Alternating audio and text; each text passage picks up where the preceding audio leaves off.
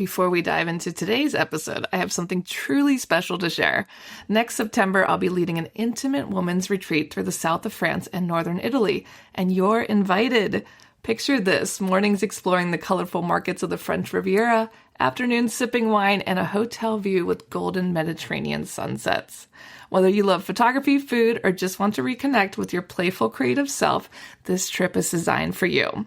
Spots are limited, so if all this sounds like your kind of adventure, please visit tourwithabsolutely.com and look for the tour France and Italy with Crystal. You can also send me a message or check out the show notes. Claudine Hemingway is a descendant of famed writer Ernest Hemingway. We bumped into each other at a party and decided to team up and dive deep into French history, but with a twist, by bringing a spotlight to those lesser-known creatives in France. This is History with a Hemingway. Welcome back, guys. I'm back with Claudine, and today we are starting a multi-part series about the Mona Lisa. Now, everyone knows the Mona Lisa, and if you know nothing about art, you know the name the Mona Lisa. You know who she is, what she is.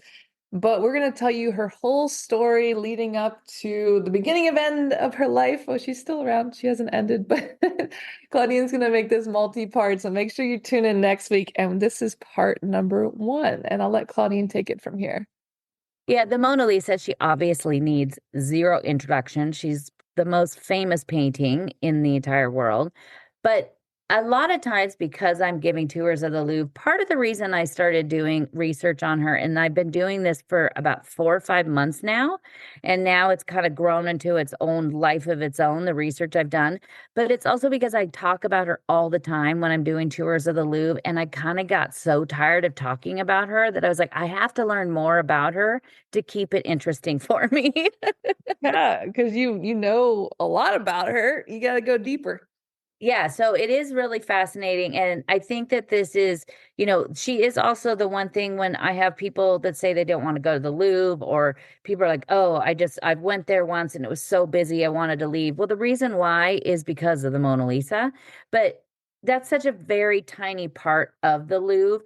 And I used to just kind of course, the first time I went there, I had to see her. But then after that, I was kind of just rolled my eyes like, oh, the Mona Lisa, until I was able to go in there one day when it was closed and get to stand in front of her with a good friend of mine now. And he told me a lot about the painting itself and Da Vinci and the techniques he did. But it gave me a whole new perspective and appreciation for her. So, but I kind of groan when people want to go see her because it's just a nightmare around there. But there's so much more to the Louvre than just her. And so I know that there's the people that want to avoid her when they go to the Louvre. But I just after all of this, you won't want to avoid her because there's so many interesting facts about her. And the whole reason why she's famous is because she was stolen. And that's what we're going to start with. Yeah, that is something that a lot of people don't know either. Like, why do we even care about the Mona Lisa? Why is her name so famous? And it goes back to her being stolen. It was. And so this all happened. So it started. So August 21st, 1911 was the middle of a stretch of these endless 90-degree days in Paris. There was at the time a Brigadier Maximilien Alphonse Poperin. He was a guard in the Salon Carré of the Musée du Louvre, and he had served in the French military, but he had no idea on the morning of August 21st, 1911, that what was about to happen. So at that period of time in the Louvre, if to be a guard at the Louvre, you had to be a former military officer and a certain rank of military officer. It's not that way now. Now I think they're just like, are you breathing? Do you barely have a pulse? We'll hire you to sit in a room and watch the art because let me tell you, half the time they're asleep. I love that it used to be military because you're right. They are sleeping a lot in there. There's times that I yell at people for touching things and I look over and the guard just looks at me like we don't really even care. So in 1911, 2 paintings in the Louvre had been slashed by people going in there. And at the time, the Louvre decided that they needed to do something about this and to protect the art. So they wanted to have new security frames placed. And the first one that they were going to do was going to be the Mona Lisa. Now, keep in mind, at this time in 1911, the Mona Lisa it wasn't that she was just, some paint by numbers hanging on the wall. She was Leonardo da Vinci, which still made her be pretty amazing, but she was not at all what we see today. So at that time, the Gobier company was working for the Louvre. They had a contract with the Louvre to protect, to replace the glass in the windows. And so when the Louvre decided that they wanted to have all of these new frames with new glass made, they decided just to contact the same company. Most of the people that work for this company were French, except for there was one Italian guy. We'll get to him in a bit. But the Louvre was closed on Monday, August 20th, and only a handful of guards and staff had been in the Salon Carré after 10 a.m., and nothing that day seemed off. But the next day, on August 21st, on Tuesday, when it reopened to the public, a artist who was a copyist named Louis Barrault came into the Louvre, which he did all the time. And right at 10 a.m., he had his easel and his canvas, and he went up to the Salon Carré, and he was commissioned by somebody to do a painting of the Mona Lisa, but it was a painting with, the painting of the Mona Lisa in the background with a woman basically using the frame and the glass of the Mona Lisa to look at her hair. That's what this painting was going to be. Wow. So he walked in there and he set up his easel and he looked at the wall and he thought, that's strange. There's a big hole here in the wall, like not a hole physically in the wall, but a painting's missing. And he knew very well what painting was missing. So the smaller Salon Carré, which is where you could go through today, which has like the 13th to 15th century Italian masters, it's a smaller room, but it at that time, that is where a lot of the paintings were hung. Some of the most famous paintings in the Louvre at one point were hung in this room.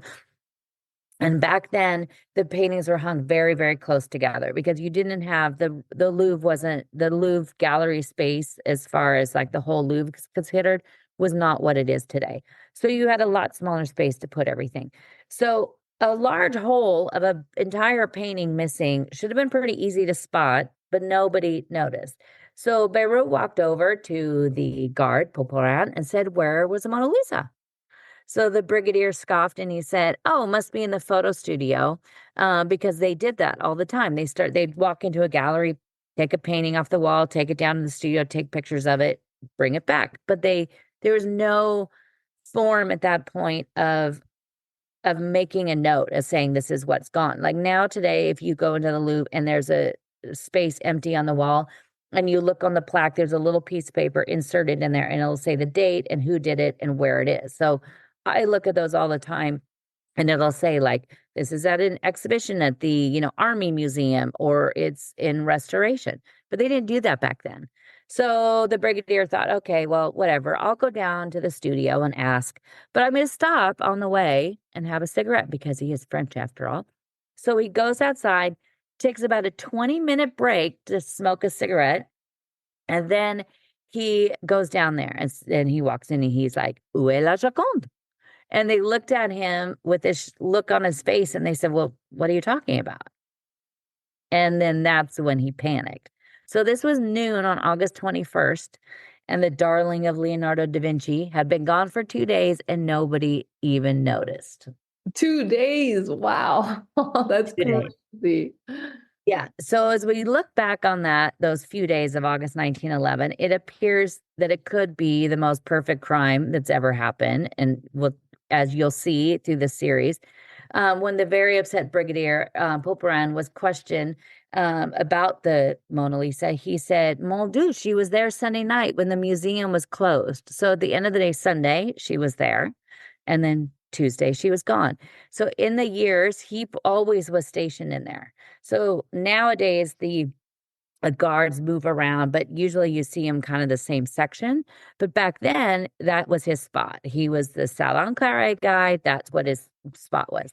So he would see everything. He'd see men bringing flowers and love letters to her. They would go in there and say, pledge their undying love to her. There's a story that I read about one man, they said killed himself in front of the Mona Lisa, but I've never found anything to back that up, because I think if somebody killed themselves in the Louvre, I'd be able to find it in a few places. but I've never found it. But, it makes the story kind of interesting. And one young German man was so devoted to her that his story spread around the world, and they actually thought of him as maybe he was one of the ones who took her. But at the time, the director of the Louvre, whose name was Théophile Omul, he was on vacation in Mexico at the time, 1911. And when he was asked about it, he joked and said the theft of the Mona Lisa would be like someone stealing the towers of Notre Dame. It couldn't happen. Well, little did he know. Yeah, and he was fired from his job when he returned. So that day, on that Tuesday, the acting director and the curator of the Louvre, Léonce and Benedette, contacted the Palais de Justice and to alert them of the unimaginable that had happened. And just after 1 p.m. that day, the prefect of the police, Louis Lepine, arrived at the now closed Louvre to investigate. The theft at first was kept very quiet that day. They told the crowd and the staff that there was a water main that had broken and they had to empty the Louvre. So at first, that's what everybody thought. Lapine, when he came, he brought a gentleman named Alphonse Batillon with him, and he was the chief of judicial identity. And he had been working on a new form of identifying people through fingerprints and profiling. So the entire staff was called in to be fingerprinted, but they only took the right hand. Interesting, because it was so new. Yeah, so they didn't really know. I think they figured that maybe your left and right hand were the same. So in searching the Louvre, the newly created security frame was discovered in a stairwell that was only used by the staff on Mondays. And so Lepine believed that the thief had to have had knowledge of the Louvre and had worked there. So an interrogation of the staff was launched, and it was a plumber named Jules Sauve who came up with the only clue that they would have. So at 9 a.m. on Tuesday, he had arrived to hear someone knocking on a door at the base of a staircase leading to the Court of Sphinx, which is just right outside the summer apartments of Anne of Austria. The doorknob had fallen off on the outside, and the thief was trapped. So graciously opened the door with some pliers, saw the man wearing his white Louvre coat with a quick bonjour and merci. They were both on their way, and the gentleman walked out the door. So when Lepine had the plumber in for questioning, his suspicion was correct. He knew it must have been an inside job because the guy said he was wearing a white Louvre coat. The doorknob was then found tossed in the Jardin de l'Enfant, which is right outside the Louvre. But of course, they didn't find a fingerprint on it. At the time of the theft, the Mona Lisa hung on the north wall of the Salon Carré below Veronese's wedding feast of Cana, which is now what she looks at every day. And then between a painting by Titian called The Perfect Marriage and Correggio's Mystic Marriage, which both have a huge influence of Leonardo on them. On August 22nd, Le Temps newspaper broke the story, and by the next day, on the 23rd of August, the theft was the front page around the world. I love that the Mona Lisa was below that giant painting. I mean, that Yeah. painting is so overbearing. I mean, it's the biggest painting in the Louvre. It's massive. And so, the way they used to hang things in the Louvre, it's really difficult. I've been into museums when they hang things so close, and it's kind of hard to focus on any one thing, at least for me. It's just hard to look at anything. But back then, back in the Louvre, they searched high and low for more evidence. The partial print of the left hand was found on the casing of the frame. But at the time, they had only been taking the prints from the right hand, of course. So with little to go on, the Louvre thought maybe she was gone forever. Lepine thought that maybe she was hidden in the Louvre someplace, and then somebody would just give her back. And it was just in a way like it was just testing them. 1 week later, Monday, August 28th, the search of the Louvre was finished. The Louvre had been closed for the whole entire week. And on Tuesday, August 29th, 1911 at 10 a.m., the Louvre reopened its doors. There was 2,000 people waiting in line. The line was 3 hours long just to come into the Louvre to see the wall where she once hung. Wow, just to see the wall. Just to see the wall. And since that day, to this Tuesday, August 29th, nothing has changed. So she's still in the same place. No, she's in a different place, but There's still now, when you go to the Louvre 113 years later, there's always a line, and it's basically because of that day. Yeah, that's so true. I mean, everyone knows that they have to see her. Like that's such a part of Yeah, visiting Paris. You have to see her. have to see And her. and it's funny that that continued like from that Yeah, time. from that moment on. And it was just to see the empty wall. So now they had this empty, empty spot of the wall. There was four policemen surrounding it and six museum guards, as well as undercover agents in the crowd, hoping that maybe, the thief would make his return. Of the thousands of people that came, many of them brought notes and flowers again to leave on the parquet floor below her. Outside the door, trinket sellers peddled anything that they could with her image on it, and some entrepreneurial prostitutes even hid in the shadows of the colonnade of the Louvre waiting for clients. I like that the entrepreneurial. They knew it was a busy time.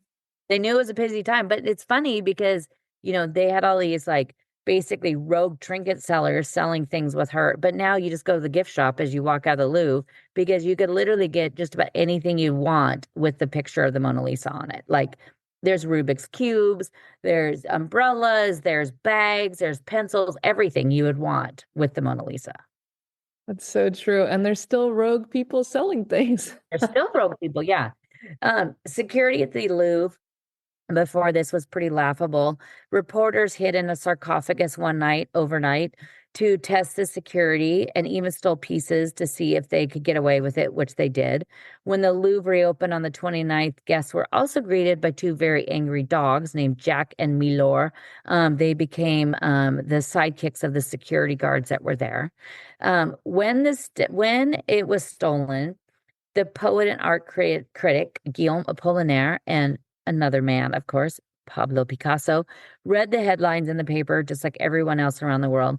The two friends were now in a panic to rid themselves of some stolen objects that had come from the Louvre. At midnight of September 5th, the two men packed the pieces in a suitcase and worried that they'd be captured riding the metro or a bus. They decided to walk from Montmartre down to the Seine River. Once they were afraid, they thought they'd be seen. They decided to then take this heavy suitcase and walk all the way back up to Montmartre so they didn't toss these things into the Seine. Earlier that day, Apollinaire had gone to the Paris Journal to share that he may know he was being a good citizen. He said he went down there to say, I know this guy. He's been stealing things from the Louvre. Maybe you should go talk to him because he's stolen these things and he's given some of them to me. So he gave a fictional name for his friend. He called him the Baron Ignace d'Ormesson. And so he said that he would take these things and he would sometimes give them to him and Picasso. So the next day on September 6th, it was on the front page and it was called The Affair of the Statuette. But of course, the police also read this. They went to visit Apollinaire and arrested him, brought him in for questioning. And then they went to the Boulevard de Clichy, and that is where they arrested Picasso, brought him in for questioning. And so when he got there and they asked Picasso about Apollinaire, Picasso said he didn't know who he was and he never met him in his life. So Picasso was left. He got to go home.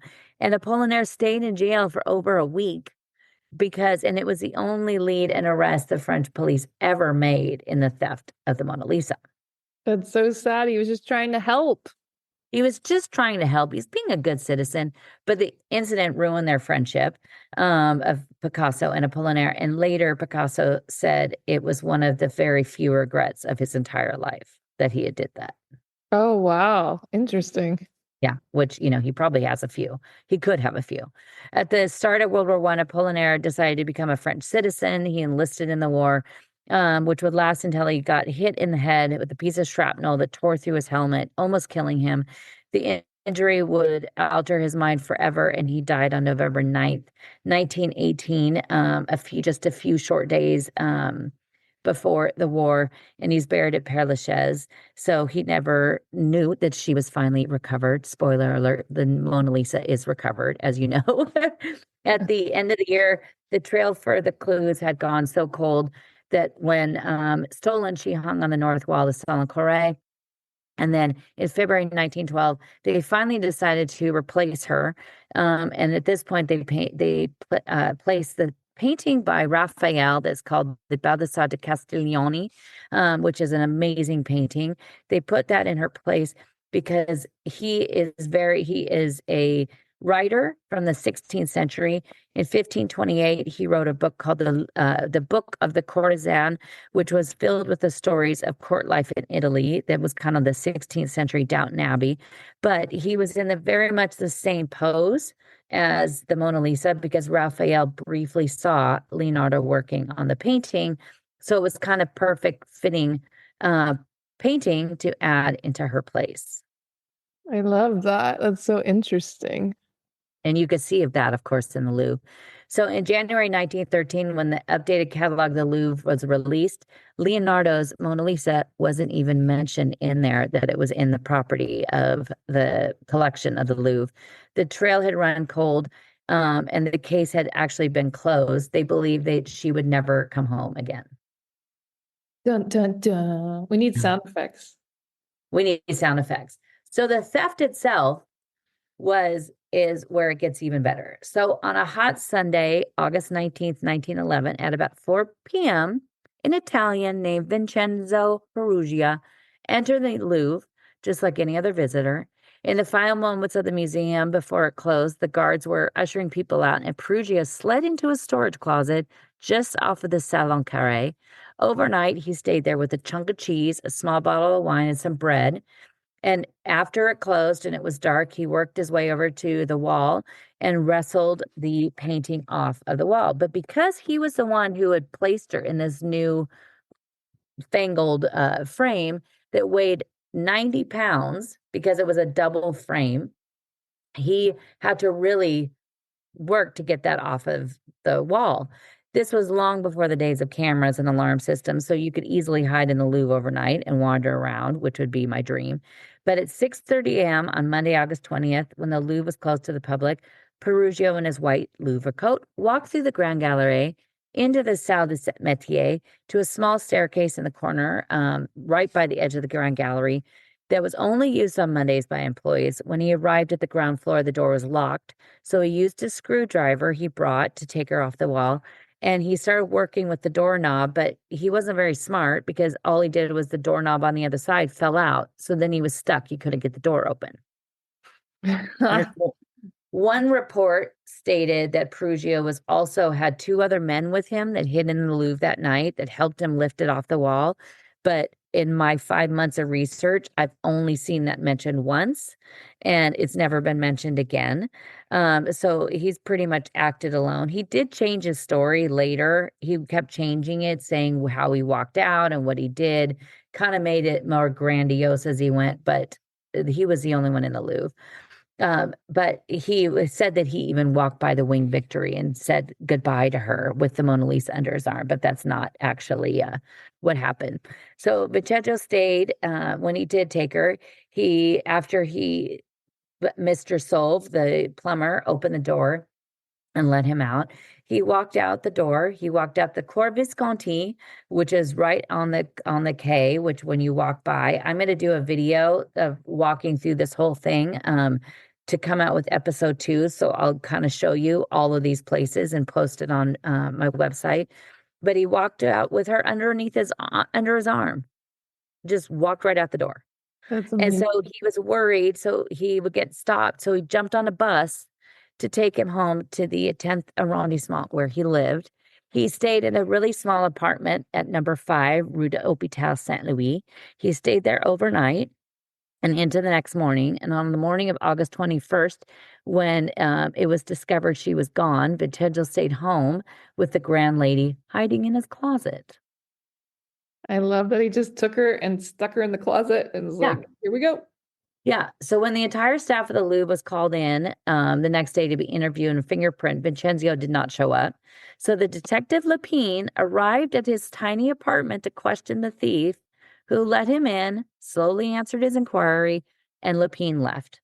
Meanwhile, the Mona Lisa had been turned around and popped up in his closet. The apartment was like basically the size of a closet. So it wasn't like it was this vast apartment where, like she was in a closet like 2 feet from the chief of police.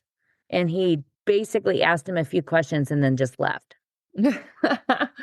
I mean, I feel like this happens a lot in all crime stories where they're just like, getting so much information and they're like, I don't know, this guy's crazy. Yeah. Wait, yeah, that's who knows. But so Perugio was worried. And so he thought, I better leave my apartment. So he left his apartment and Lisa in a case. And he left and went over to the Hotel Rive Gauche that's on the Rue Saint-Père in Saint-Germain.